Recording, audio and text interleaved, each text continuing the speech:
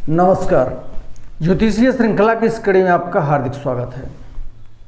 अभी हम कुंडली के विभिन्न भावों के फल कथन से संबंधित ज्योतिषीय सूत्रों का अध्ययन कर रहे हैं। आइए कुछ और सूत्रों के बारे में जानते हैं जो भाव के फल कथन में हमें सहायक होते हैं। वर्गों का तथा ग्रह पर शुभ दृष्टि या पाप दृष्टि का होना ग्रह के स्वभाव और प्रभाव में बहुत अंतर कर देता है। वर्ग, हम विभिन्न वर्गों के बारे में जानते हैं। वर्ग कुंडलियां बनाते समय मुख्यतः सप्तवर्ग की बात की जाती है या फिर 10 वर्ग की, और बहुत सूक्ष्म विश्लेषण करना होता है कुंडली का, तो फिर और वर्गों की भी हम बात करते हैं और उनका विश्लेषण करने में मदद लेते हैं। तो वर्ग और ग्रह पर शुभ दृष्टि या पाप दृष्टि का होना, इससे ग्रहों के स्वभाव और प्रभाव में बहुत अंतर आता है। जिन वर्गों का स्वामी शुभ ग्रह हो वह शुभ वर्ग, और जिन वर्गों का स्वामी पाप ग्रह हो वह पाप वर्ग कहलाते हैं। यदि पाप ग्रह भी बलवान और शुभ वर्गों में हो और शुभ ग्रह से दृष्ट हो तो वह शुभ फल प्रदान करता है, और यदि शुभ ग्रह भी निर्बल हो और पाप ग्रहों के वर्ग में हो तथा पाप ग्रहों से दृष्ट हो तो वह पाप फल प्रदान करता है।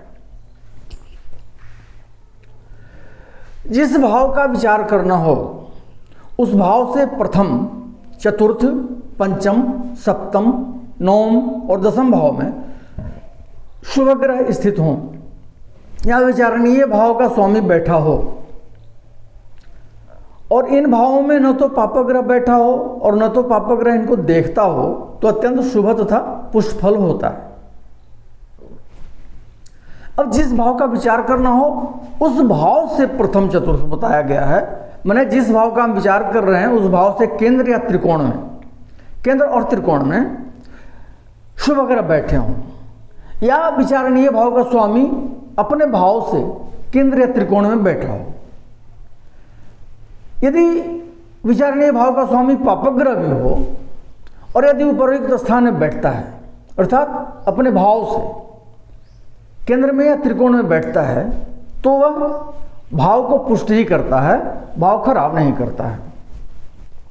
तो इस प्रकार विचारणीय भाव से केंद्र में या त्रिकोण, केंद्र में और त्रिकोण में शुभ ग्रह बैठा हो और इन भावों में पापग्रह न तो पापग्रह कोई बैठा हो और न तो पापग्रह इनको देखता हो, तो अत्यंत शुभ तथा पुष्ट फल होता है।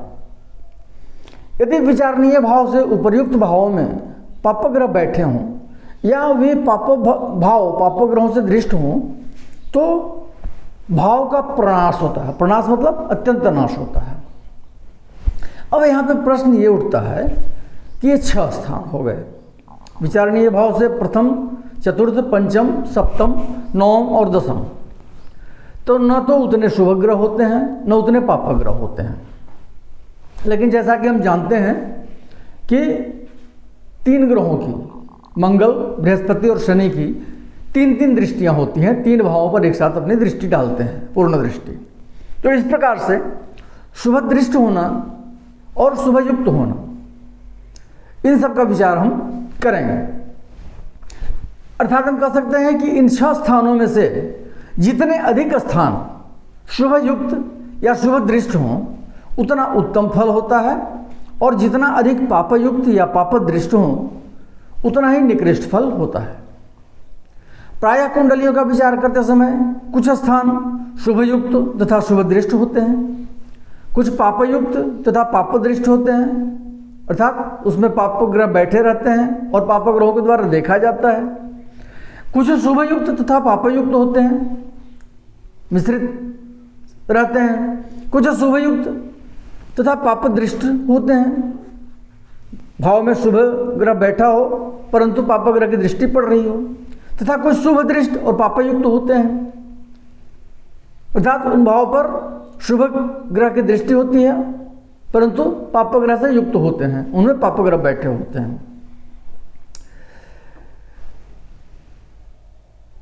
तो इस प्रकार की मिली जुली स्थिति मिलती है। तो इसमें विद्वानों ने कहा है कि ऐसी मिलीजुली स्थिति जब ग्रहों की बनती हो तो मिश्रित फल होता है, अर्थात कुछ शुभ फल और कुछ पाप फल। अब हम इसमें अपनी बुद्धि के अनुसार ग्रहों के बलाबल के अनुसार तारतम्य करके या विचार करेंगे कि शुभ फल अधिक होगा या पाप फल अधिक होगा।